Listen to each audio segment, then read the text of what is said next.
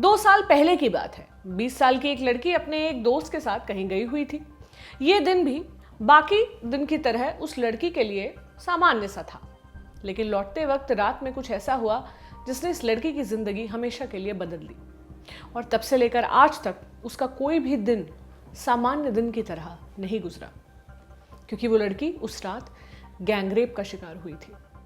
घटना वाली रात से लेकर आज तक वो लड़की अपने आरोपियों को सजा दिलवाने के लिए कानूनी लड़ाई लड़ रही है।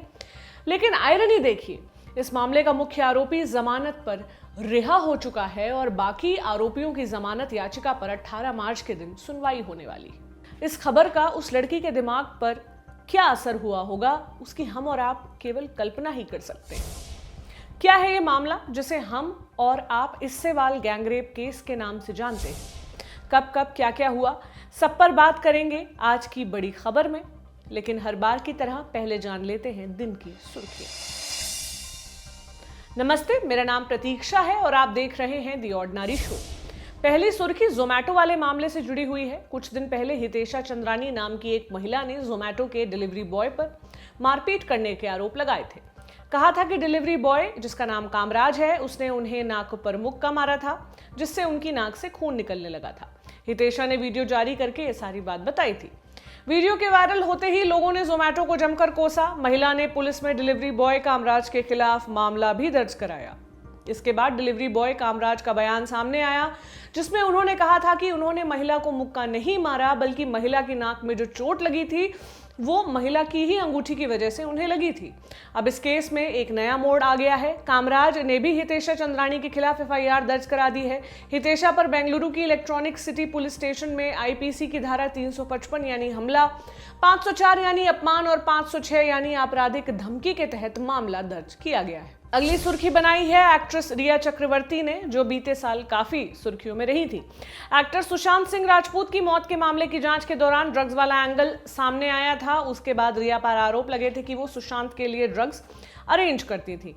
नारकोटिक्स कंट्रोल ब्यूरो ने सितंबर में रिया को गिरफ्तार किया, जेल भेज दिया। अक्टूबर 2020 में बॉम्बे हाई कोर्ट ने रिया को जमानत दे दी। तब से रिया जमानत पर बाहर है।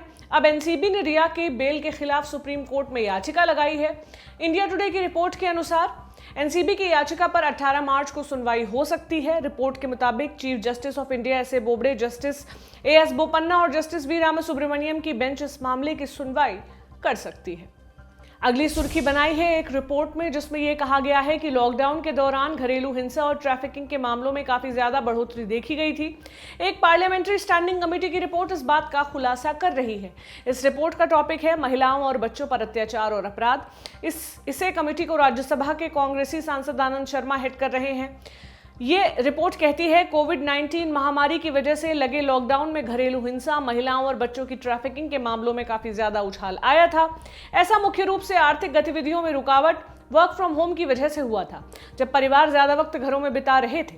लॉकडाउन में महिला प्रवासी मजदूर और उनके बच्चे ट्रैफिकिंग का शिकार हुए और कई तो लॉकडाउन में गायब भी हो गए। अगली सुर्खी राजस्थान से है। ऐसी खबर जिसके बारे में जानकर आपको दुख भी होगा और गुस्सा भी आएगा। मामला राजस्थान के बारन जिले का है। समाचार एजेंसी पीटीआई की रिपोर्ट के मुताबिक यहां एक महिला के पहले पति के भाई ने कथित तौर पर उसका रेप किया, वो भी महिला के दूसरे पति के सामने। रिपोर्ट्स के मुताबिक शनिवार 13 मार्च की रात महिला अपने पति, एक छोटे बच्चे और छोटी बहन के साथ अपने घर लौट रही थी। तभी उसे रास्ते में उसके पूर्व देवर ने कुछ आदमियों के साथ रोक लिया। ये लोग इस परिवार को पास वाले खेत में लेकर गए, फिर महिला के साथ मौजूद उसके पति के हाथ पैर बांधे और महिला का रेप किया। डीएसपी योगेंद्र सिंह ने बताया कि महिला की शिकायत पर पुलिस ने उसके पूर्व देवर समेत 2 अन्य लोगों को गिरफ्तार कर लिया है। अगली सुर्खी दिल्ली महिला आयोग के एक नोटिस की है, जो उन्होंने दिल्ली पुलिस को जारी की है। महिला आयोग ने सवाल किया है कि दिल्ली में कुल 178 पुलिस थाने हैं, लेकिन उनमें से एक की भी एसएचओ यानी थाना प्रभारी कोई महिला नहीं है। ऐसा क्यों है? महिला आयोग ने आगे कहा कि ऐसी रिपोर्ट्स हैं कि दिल्ली पुलिस में महिलाओं के लिए 33% आरक्षण है, लेकिन फिर भी महिलाओं की भागीदारी पुलिस फोर्स में बहुत कम है। आयोग ने इस अहम मुद्दे को उठाते हुए दिल्ली पुलिस से पूछा है कि विभाग में कितने पुरुष और महिला इंस्पेक्टर हैं और दोनों के लिए कितने पोस्ट सैंक्शन किए गए हैं। आयोग ने ये जानकारी भी मांगी है कि दिल्ली पुलिस ने महिलाओं की भागीदारी बढ़ाने के लिए क्या क्या कदम उठाए हैं। दिल्ली पुलिस को इस मामले में 19 मार्च तक दिल्ली महिला आयोग को जवाब देना है, जिसके बाद महिला आयोग इस मामले में आगे की रणनीति तय करेगा। यहां खत्म होती हैं आज की सुर्खियां। अब लौटते हैं बड़ी खबर के मुद्दे पर, यानी बात होगी इस्सेवाल गैंगरेप केस की। इस्सेवाल एक गांव का नाम है जो पंजाब के लुधियाना जिले के तहत आता है। इंडिया टुडे से जुड़े पत्रकार मुनीश अत्रे की रिपोर्ट के मुताबिक 9 फरवरी 2019 की रात की बात है। लड़की जो कॉलेज में पढ़ती थी और पार्ट टाइम जॉब भी करती थी, अपने दोस्त के साथ लुधियाना के इस्सेवाल गांव के पास चॉकलेट डे सेलिब्रेट करने गई थी। लड़की ने पुलिस को दी अपनी शिकायत में बताया कि उस दिन रात के वक्त करीब 8:30 बजे दोनों अपनी कार से ट्रैवल कर रहे थे। तभी उनकी कार की कांच पर किसी ने ईंट फेंकी, जिसकी वजह से उन्हें कार रोकनी पड़ी। फिर बाइक पर सवार 3 आदमी उनके पास आए। उन्होंने लड़की को घसीटकर कार से बाहर निकाल लिया और लड़की के दोस्त से कहा कि अगर वो अपनी और लड़की की जान बचाना चाहता है तो 1 लाख रुपए ला कर दे। लड़के ने फिर अपने एक दोस्त को कॉल किया और 1 लाख रुपए मांगे।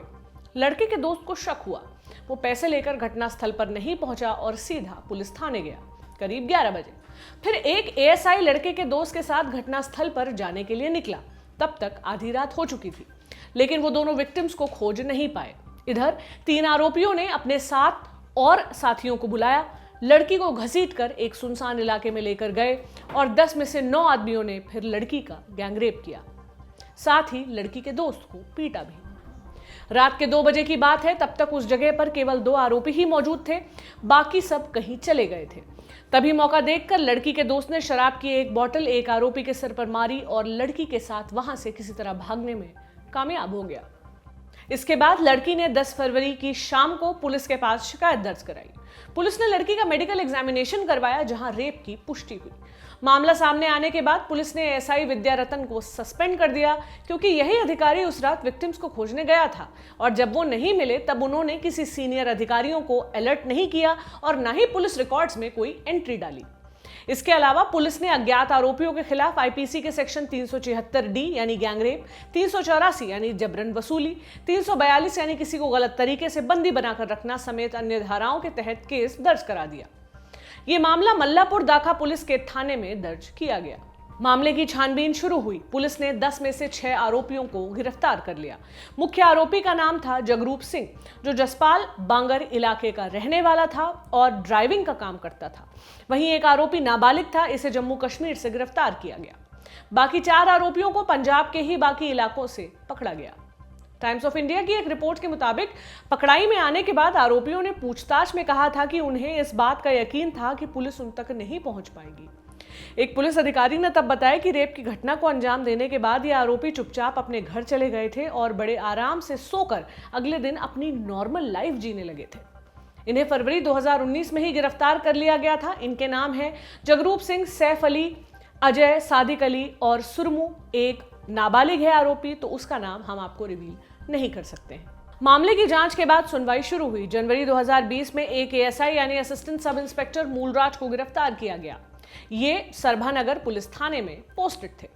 इन पर आरोप लगे थे कि इन्होंने गुरदीप नाम के एक आदमी से 15,000 रुपए की रिश्वत ली थी। इसके एवज में वो उनकी मदद करेगा। अब सवाल आता है कि ये गुरदीप कौन है? अप्रैल 2019 में गुरदीप नाम के एक आदमी के खिलाफ एक केस दर्ज हुआ था। आरोप लगा था कि उसने विक्टिम के परिवार को रेप का केस वापस लेने के लिए डराया धमकाया था। यह आरोप लगा कि उसने रेप के 6 आरोपियों को बचाने की कोशिश की थी। गुरदीप ने पंजाब हरियाणा हाईकोर्ट में बेल याचिका डाली, उसे बेल मिल गई। फिर उसने एक केस दर्ज करवाया, कहा कि उसे गलत आरोपों में फंसाया गया था। यह भी कहा कि एएसआई मूलराज ने उससे 20,000 रुपए मांगे थे इस एवज में कि वो इस केस में गुरदीप का पक्ष लेगा। मामले की सुनवाई हुई। एडिशनल सेशंस जज रश्मि शर्मा की कोर्ट में यह मामला गया। अभी भी यह मामला चल ही रहा है, किसी को दोषी नहीं ठहराया गया है। 1 साल तक इस मामले की सुनवाई हुई। इसी बीच मुख्य आरोपी जगरूप ने पंजाब हरियाणा हाईकोर्ट में जमानत याचिका डाल दी। 22 दिसंबर 2020 के दिन कोर्ट ने जगरूप को जमानत दे दी। जज ने बेल देते वक्त कहा, सभी पार्टियों के वकीलों को सुनने के बाद मैं इस नतीजे पर पहुंचा हूं कि जांच में जो कुछ भी सामने आया है उससे पिटिशनर को रेगुलर बेल दी जा सकती है, जो कि 12 फरवरी 2019 से कस्टडी में ही है। मुख्य आरोपी को बेल मिलने के बाद कई लोगों ने इस पर हैरानी भी जताई थी। इंडियन एक्सप्रेस की रिपोर्ट के मुताबिक विक्टिम ने इस फैसले पर कहा था, यह बहुत ही बुरा है कि जगरूप को बेल मिल गई, ऐसा नहीं होना चाहिए था, मैं इसे एक्सेप्ट नहीं करूंगी। जहां एक इंसान लड़ाई शुरू करता है उसे चलना ही है, खत्म तो करना ही है।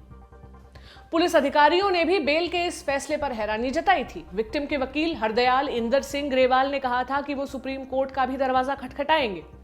अब इस मामले में अपडेट ये है कि चूंकि मुख्य आरोपी को तो बेल मिल ही गई है, वहीं एक जुवेनाइल के अलावा बाकी 4 आरोपियों ने अब जमानत याचिका डाल दी है और इनकी याचिकाओं पर पंजाब हरियाणा हाईकोर्ट में 18 मार्च को सुनवाई होगी।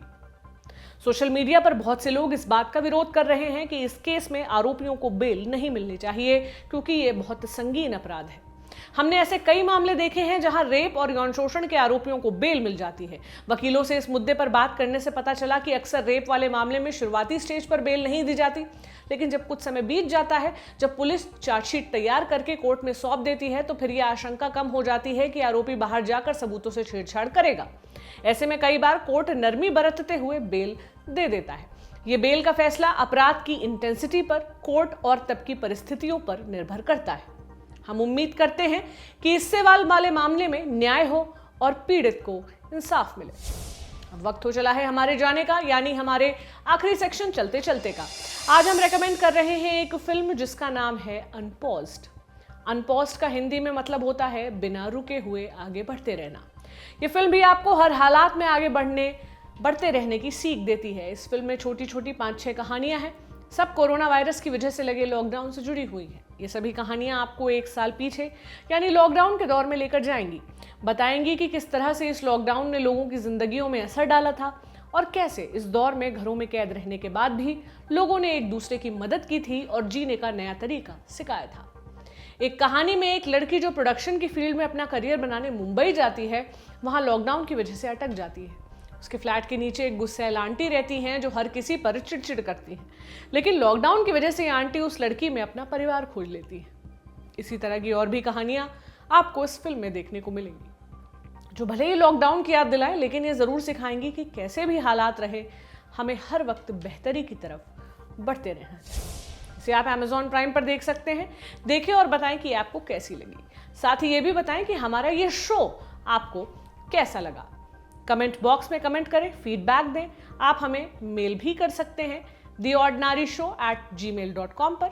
हमारे चैनल को आप सब्सक्राइब भी करें, बेल आइकन पर भी क्लिक कर दें ताकि नोटिफिकेशंस आपको मिलते रहें। इसके अलावा हमें फेसबुक, ट्विटर और इंस्टाग्राम पर भी फॉलो करें। सभी के लिंक आपको डिस्क्रिप्शन में मिल जाएंगे। आप बने रहें ऑर्डिनरी के साथ ताकि औरतों से जुड़ी एक भी खबर आपसे मिस न हो। शुक्रिया।